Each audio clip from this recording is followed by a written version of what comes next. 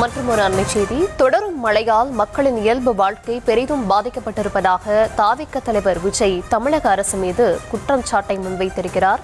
தொடர் மழையால் மக்களின் இயல்பு வாழ்க்கை பாதிக்கப்பட்டுள்ளதற்கு வடிகால் பணி முறையாக செய்யாததே காரணம் என்று விஜய் தெரிவித்திருக்கிறார்.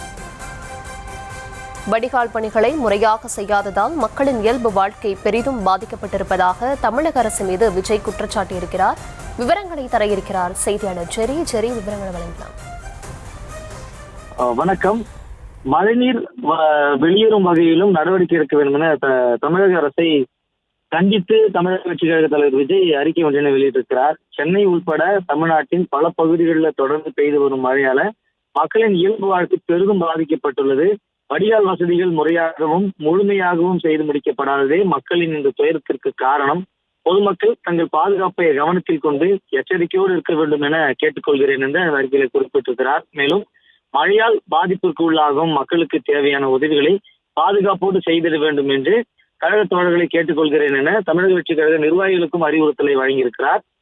அதன் தொடர்ச்சியாக மழைநீர் வடிகால் வசதியை ஏற்படுத்துவதற்கான நிதி ஒதுக்கீடு செய்தும் 4.5 ஆண்டு கால ஆட்சியில் பணிகள் முடிக்கப்படவில்லை. மக்கள் மீது சிறிதேனும் அக்கறை இருந்திருந்தால் கொஞ்சமாய் பெய்த மழைக்கு இவ்வளவு நீர் தேங்கி இருக்காது. மீதமுள்ள பருவமழை காலத்திலாவது மக்கள் சிரமத்திற்கு உள்ளாகாத வகையிலும் அவர்களின் இயல்பு வாழ்க்கை பாதிக்கப்படாத வகையிலும் மழைநீர் வெளியேறும் வகையில் நடவடிக்கைகள் எடுக்க வேண்டும் என்று தமிழ்நாடு அரசை வலியுறுத்துகிறேன் என இந்த அறிக்கையில குறிப்பிட்டிருக்கிறார்.